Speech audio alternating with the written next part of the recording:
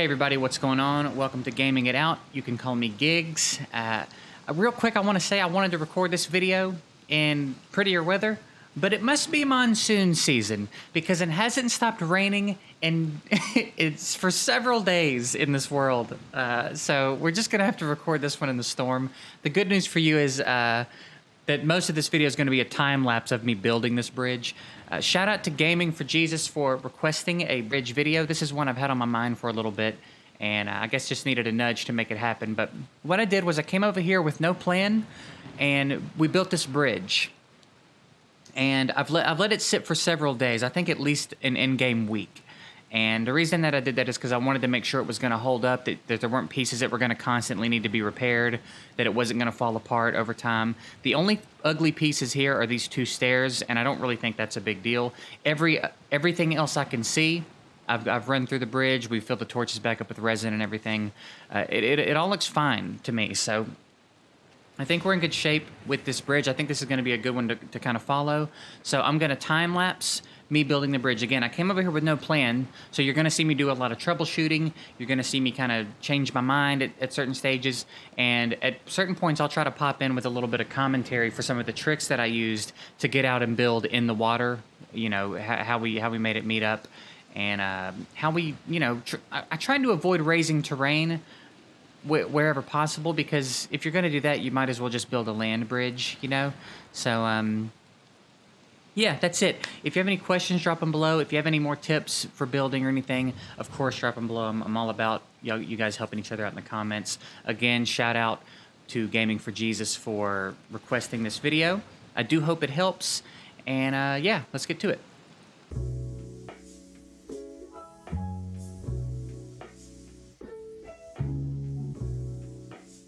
Few things I want to say right out of the gate. One, build a shelter over your workbench, just you know, walls behind and on the side, and put a roof over it so that you can use it to repair your hammer. I did not do this, and I had to run home a couple times to repair my hammer. You'll see cuts. I do run home at night, and if I need a resource run or to repair my hammer, I cut that out so you don't have to watch me run back and forth. But so do that so you can avoid that if you want to. And another quick tip I want to point out at the beginning is, you have a better angle looking over your right shoulder than your left shoulder. It's that traditional FPS thing where over the right shoulder you've got peeker's advantage. So you'll see, like, when we're standing on the bridge trying to extend the floor out, you'll notice that I go around to where I'm looking over my right shoulder to snap that first floor, just because it's a much easier angle. So that's one thing you can take early on. Looking over your right shoulder, it's easier to get angles to do things.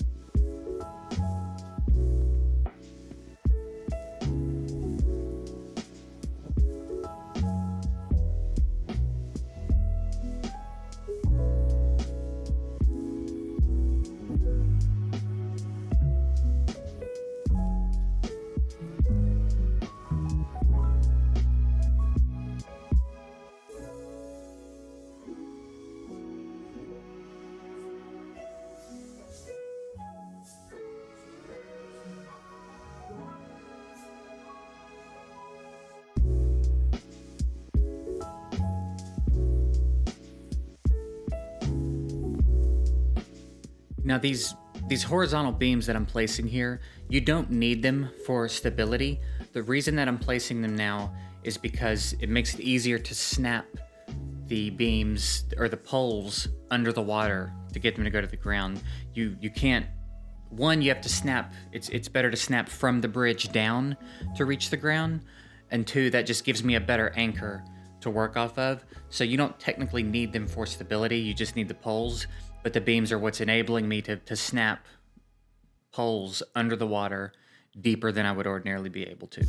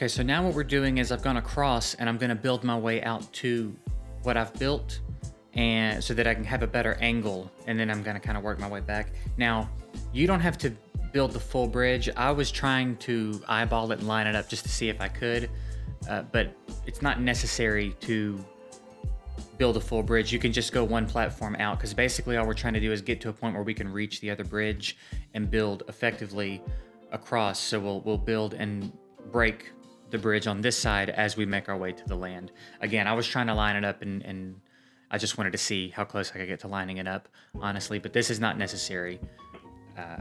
You just need to make your way out to what you've built out so that you can continue to build across.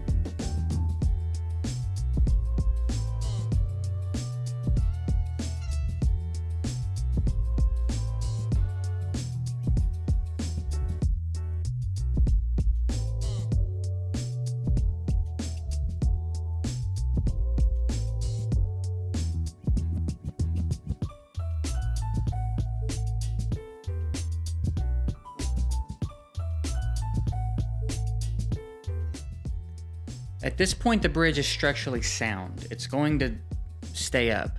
It's not covered, so obviously the weather is going to wear it down. It wouldn't hold up long term in that sense. But as far as being structurally sound, now if you just wanted to put a roof on it and call it, this is it. At this point, everything I do to the bridge is cosmetic. All of these beams under the water, everything I'm doing here is for the sake of making it look like a like a well-built prettier bridge, but as far as functionality, you could slap a roof on this and it's good to go. It would hold up. So yeah, that's it. That's all I want to say here.